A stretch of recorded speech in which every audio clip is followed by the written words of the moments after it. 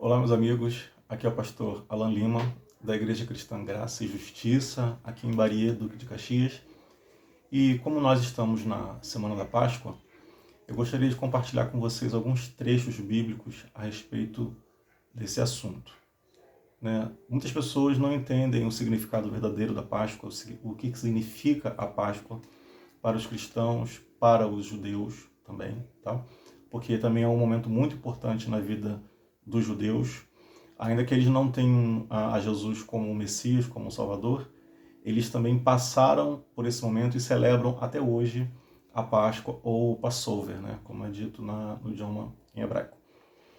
Antes de nós entrarmos especificamente na Páscoa, eu quero ler um trecho com vocês de quando Jesus foi até Jerusalém para celebrar a Páscoa. O texto se encontra em Mateus capítulo 26, a partir do versículo 17, que fala assim: No primeiro dia da festa dos pães sem fermento, os discípulos dirigiram-se a Jesus e perguntaram: Onde queres que preparemos a refeição da Páscoa? Ele respondeu, dizendo que entrassem na cidade, procurassem um certo homem e lhe dissessem: O mestre diz: O meu tempo está próximo. Vou celebrar a Páscoa com os meus discípulos em sua casa. Os discípulos fizeram como Jesus havia instruído e prepararam a Páscoa. Ao anoitecer, Jesus, reclinado à mesa com os 12, e enquanto estavam comendo, ele disse: Digo-lhes que certamente um de vocês me trairá. Eles ficaram muito tristes e começaram a dizer-lhe um após o outro: Com certeza não sou eu, Senhor. Afirmou Jesus: Aquele que comeu comigo do mesmo prato há de me trair. Jesus estava afirmando para eles que o traidor, o seu traidor, aquele que o entregaria na mão dos seus algozes, estava ali comendo juntamente com ele.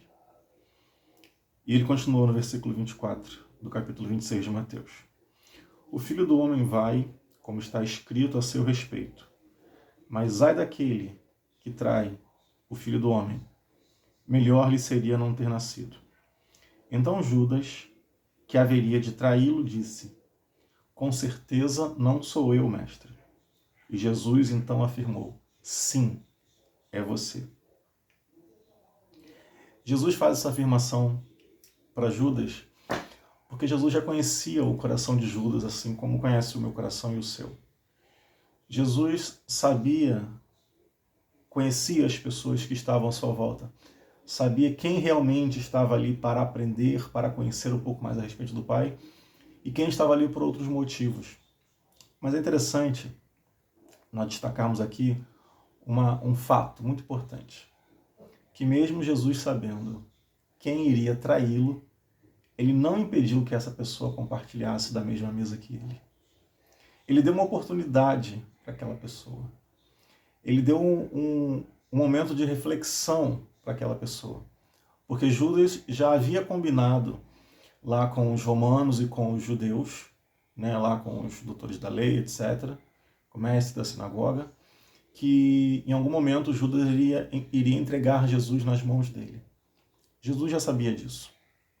Mas mesmo assim, Jesus não impediu que aquele homem assentasse à sua mesa e ceasse junto com ele. Primeiro ponto importante que eu quero destacar. Todos os meses, na maioria das igrejas, algumas fazem isso mais de uma vez por mês, é celebrado um momento de comunhão chamado Ceia do Senhor. Quando, na verdade, a ceia do Senhor foi esta aqui. Hoje o que nós fazemos é uma celebração, uma memoração. Nós estamos relembrando o que foi aquela ceia. E quando nós repetimos isso nas igrejas, nós estamos trazendo à memória aquele momento em que Jesus se entrega em nosso lugar, e logo depois ele morre, e em seguida, graças a Deus, ele ressuscita. Mas repito, mesmo sabendo quem iria traí-lo, Jesus compartilhou da sua mesa com aquela pessoa. E eu vejo que em muitas igrejas, infelizmente, existe uma cultura onde há uma seleção eu diria até um julgamento e condenação de algumas pessoas que podem ou que não podem participar daquela ceia que ele está servindo ali, daquele pedaço de pão, daquele suco de uva, o que deveria ser um momento de celebração para relembrar a Jesus, um momento de comunhão entre os irmãos, um momento onde o amor de Jesus tem que estar sendo expresso, porque Jesus ele é amor e ele demonstrou isso na sua ceia da Páscoa, naquele momento antes da sua crucificação. E em alguns lugares, as pessoas impedem que outros participem por alguns motivos sem justificativa bíblica nenhuma. Por exemplo, a pessoa que está na igreja e que se afastou e que voltou, mas ainda não pediu perdão à sua igreja ou ao pastor, enfim, não pode participar da ceia. A pessoa tem que fazer isso. Ela tem que se consertar com aquelas pessoas com quem ela errou, se foi isso que aconteceu. Mas ela não pode ser impedida de cear, que a ceia é do Senhor. Pessoas que de repente estejam numa situação civil irregular, pessoas que por algum motivo ou outro não puderam se casar. Há casos, por exemplo, de casais em que a mulher se converteu a Cristo, mas o marido não. E algumas igrejas não deixam que essa mulher participe da ceia, porque o marido dela não é cristão, ou porque não se casaram.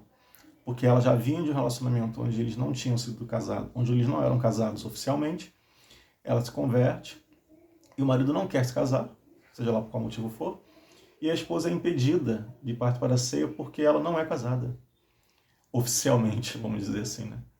Mas qual é a justificativa para isso? Nós temos que estimular as pessoas que vivem juntas a se casarem, óbvio. Esse é o correto. O correto é estar de acordo com a lei de Deus e com a lei dos homens. Mas eu não posso dizer para alguém que ela está impedida de cear. Porque a palavra de Deus diz em alguns momentos que esse momento é um momento de reflexão pessoal.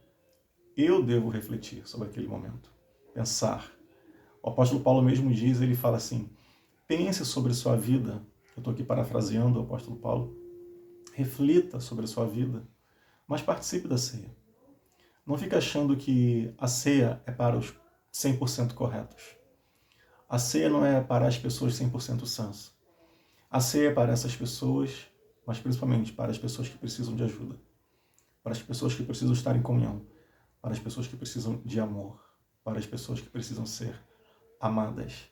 E se você esperar um momento onde tudo esteja 100% correto na sua vida para participar da ceia, eu quero dizer que esse momento vai demorar muito para acontecer, porque sempre alguma coisa na sua vida vai atrapalhar você de ser 100% correto. Isso é uma coisa do ser humano, uma característica humana. Então, eu quero deixar aqui um recado aos meus amigos, pastores e líderes. Reflita sobre isso também. Entenda que a ceia não é sua, não é da denominação, é do Senhor. Eu respeito todos os dogmas que existam, mas quando vá contra a palavra de Deus, tem que ser repensado. Bom, essa era uma parte. Eu não quero levantar polêmica, talvez já tenha levantado aqui, mas quero voltar para o texto. Para o texto falando sobre Jesus. Jesus, após afirmar que Judas o trairia, ele serve a ceia e diz assim, o texto. Mateus 26, versículo 26. Enquanto comiam, Jesus tomou o pão, deu graças, partiu e deu aos seus discípulos, dizendo, tomem e comam, isto é o meu corpo. Em seguida tomou o cálice, deu graças e ofereceu aos seus discípulos, dizendo, bebam dele todos vocês, isto é o meu sangue da aliança, que é derramado em favor de muitos, para perdão de pecados. Eu lhes digo que de agora em diante não beberei do fruto da videira, até aquele dia em que beberei o vinho novo com vocês. Olha só.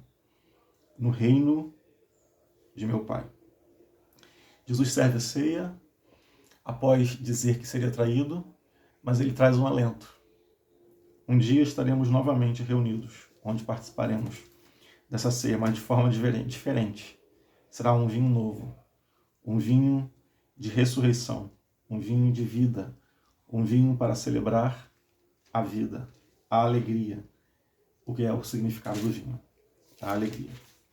Mais para frente, depois de Jesus ter sido traído, vocês conhecem muito bem a história, depois de ele ter sido, perdão, a câmera balançou aqui, depois de ele ter sido julgado e condenado, depois do povo ter escolhido soltar a Barrabás e não a Jesus,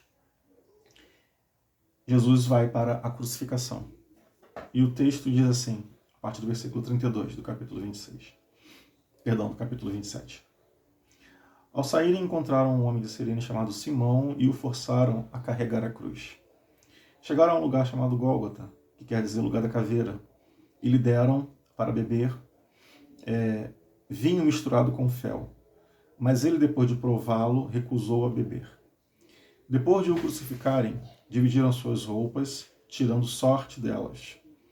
E sentando-se, vigiavam-no ali. Por cima de sua cabeça colocaram escrito a acusação feita contra ele. Olha só qual era a acusação feita contra Jesus. Este é o rei, este é Jesus, o rei dos judeus. 2 ladrões foram crucificados com ele, um à sua direita, outro à sua esquerda. Os que passavam lançavam-lhe insultos, balançando a cabeça e dizendo: você que destrói o templo e o reedifica em 3 dias, salva-se, desça da cruz, se és mesmo o Filho de Deus. Da mesma forma, os chefes dos sacerdotes, os mestres da lei e os líderes religiosos zombavam dele, dizendo: salvou os outros, mas não é capaz de salvar a si mesmo? E é o rei de Israel? Desça agora da cruz e creremos nele. Ele confiou em Deus, que Deus o salve agora, se dele tem compaixão, pois disse: sou o Filho de Deus. Igualmente o insultavam os ladrões que haviam sido crucificados com ele. E houve trevas sobre toda a terra. Por volta das 3 horas da tarde, Jesus bradou em alta voz, dizendo: Eloi, Eloi, lama sabachthani, que significa: meu Deus, por que me abandonaste? Muitas pessoas não entendem esse texto quando Jesus diz, quando ele brada isso, Eli, Eli, lama sabachthani, que quer dizer: meu Deus, por que me desamparaste? É importante nós entendermos que naquele momento da crucificação, Jesus assumindo o nosso lugar, o meu e o seu, assumindo um lugar de culpa que não era dele, mas era meu e era seu, assumindo uma cruz que não era dele, era de Barrabás. Barrabás que representava o homem pecador, que representava a mim e a você. Aquela cruz não era para Jesus, era para Barrabás, era para mim, era para você. Jesus assume um lugar que não era dele, mas ele o fez por amor. Jesus assume um lugar que estava destinado aos piores homens do mundo, aos piores seres que podiam existir, aos homens pecaminosos, malfeitores, traiçoeiros, ruins, maus. Jesus assume esse lugar, e nesse lugar é colocado sobre ele o pecado da humanidade. É pecado sobre ele as doenças, as enfermidades. É colocado sobre ele tudo aquilo que havia de pior no ser humano. Para quê? Para que não fosse mais colocado sobre a vida daqueles que passassem a crer nele como Senhor e Salvador de sua vida. Só que naquele momento, onde o pecado estava sendo imputado sobre Jesus Cristo, ele se viu sozinho, porque o plano era esse. Esse era o plano desde o começo para salvar a humanidade, para salvar a mim e a você. Jesus levaria os nossos pecados para que nós não levássemos. Só que a consequência disso é o afastamento do Pai. O pecado faz separação entre o homem e Deus. Jesus provou isso naquele momento. E ele sentiu a dor de estar distante do Pai. Por muitas vezes ele falou: eu e o Pai somos um. A dor que ele sentia, certamente o Pai também sentia. A dor da separação, a dor do distanciamento, a dor do estar só, carregando sobre si pecados que não eram seus. Mas Jesus foi até o fim. No entanto, ele sentiu a dor. Meu Deus, por que me desamparaste? Vamos continuar. Quando alguns dos que estavam ali ouviram isso, disseram: ele está chamando Elias. Imediatamente um deles correu em busca de uma esponja, bebeu em vinagre, colocou na ponta de uma vara e deu para Jesus beber. Mas outros disseram: deixem-no. Vejamos se Elias vem salvá-lo. Ainda continuavam zombando dele, né? Depois de ter bradado novamente, em alta voz, Jesus entregou o seu espírito. Naquele momento, o véu do santuário rasgou-se em duas partes, de alto a baixo. A terra tremeu, as rochas se partiram, os sepulcros se abriram e os corpos de muitos santos que tinham morrido foram ressuscitados. Entendam que depois do último brado de Jesus, ele entregou o seu espírito. A vida de Jesus ninguém pode tomar. Ele a deu. Ele a entregou. Ninguém tomou a vida dele, porque ele é o dono da vida.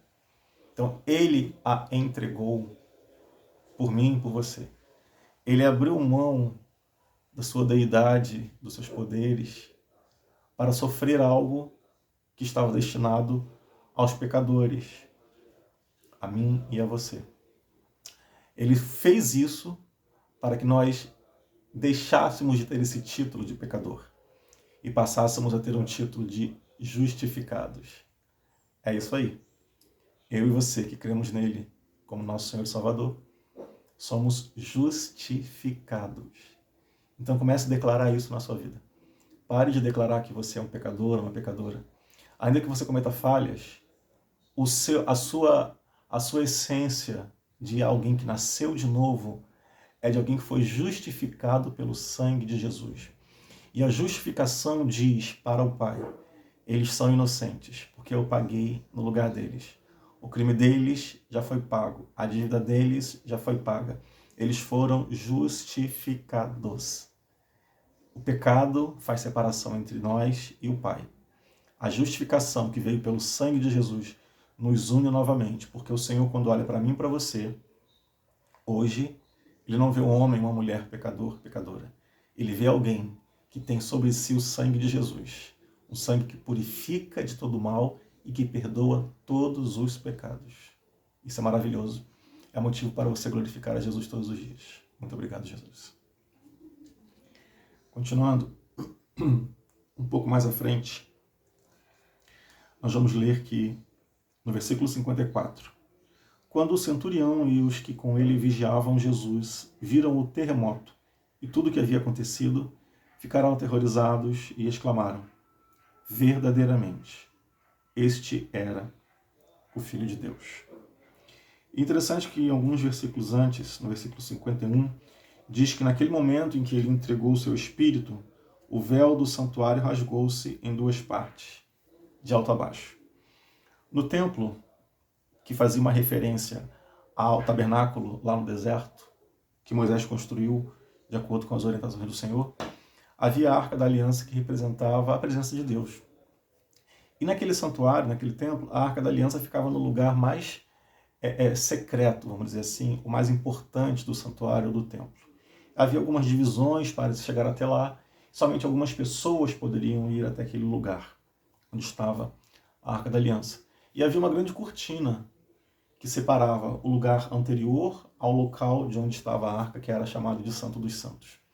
Era uma cortina espessa, pesada, alta, muito grossa. Não era qualquer um que podia abrir aquela cortina. E aquela cortina fazia separação entre Deus, entre aquela representação de Deus, que era a arca, e o homem. Algumas poucas pessoas, como já disse, poderiam adentrar naquele lugar, depois de cumprirem alguns requisitos. Ou seja, não era qualquer pessoa. O homem, de forma geral, não tinha acesso àquele lugar que representava a presença de Deus. Mas no dia em que Jesus se entregou por mim e por você, a palavra diz que aquele véu que separava o homem da presença de Deus foi rasgado de cima a baixo. E agora, qualquer um que crê em Jesus, que crê no sacrifício de Jesus, que crê na sua morte, na sua ressurreição, que crê que ele é o Filho de Deus, que ele é o próprio Deus, que ele é o Verbo, agora tem acesso direto ao trono do Pai, à sala do trono, ao Santo dos Santos. Eu e você, agora, podemos entrar direto e falar com o nosso Pai. Tudo isso, graças a Jesus. Muito obrigado, Jesus, mais uma vez. Hoje você não precisa de intermediários. Você pode pedir ajuda a alguém para orar por você, numa causa específica, num momento de fraqueza, talvez, de cansaço. Mas todos nós, filhos de Deus, por adoção, por causa do sacrifício de Jesus, fomos feitos filhos de Deus. Hoje todos nós temos acesso direto a Ele. Nós podemos falar diretamente com Ele, com o Pai, sem intermediários. Por quê? Porque Jesus Cristo, logo após a sua ressurreição, que eu vou falar um pouco mais na frente, ele passa mais um período com seus discípulos, ele parte então para os céus, para o Pai, e diz que pediria ao Pai para enviar outro Consolador, que ficaria conosco para todo o sempre. Esse é o Espírito Santo. E é o Espírito Santo, a presença dele em mim e em você, que faz essa ligação direta com o Pai. Porque o Pai, o Filho e o Espírito Santo são um. E se eles estão em nós, se o Espírito Santo está em mim e em você, o Pai está conosco também. E nós podemos a qualquer momento falar com ele, porque ele agora habita dentro de cada um de nós. Isso é maravilhoso, meus irmãos. É colocar um tesouro maravilhoso dentro de um vaso de barro. Nós somos o vaso de barro e o tesouro é o Espírito Santo, que está em nós. Ao cair da tarde, versículo 57 do capítulo 27 de Mateus, continua. Ao cair da tarde, chegou um homem rico, de Arimateia, chamado José, que se tornara discípulo de Jesus. Dirigindo-se a Pilatos, pediu o corpo de Jesus, e Pilatos ordenou que lhe fosse entregue. José tomou o corpo, envolveu no lençol limpo, de linho, e o colocou num sepulcro novo, que ele havia mandado cavar na rocha. E fazendo rolar a grande pedra sobre a entrada do sepulcro, retirou-se. Maria Madalena e a outra Maria estavam assentadas ali, em frente ao sepulcro. E assim termina a sexta-feira. A sexta-feira santa. Santa porque o santo dos santos entregou-se por mim e por você. Na sexta-feira de Páscoa, Jesus deu a sua vida e mudou a história da humanidade. Até aquelas pessoas que dizem não crer em Jesus possuem a sua vida influenciada pela história de Jesus Cristo. Jesus não influenciou apenas a vida dos cristãos, ele influenciou a vida de toda a humanidade. Tanto é que a história é dividida entre antes e depois de Jesus.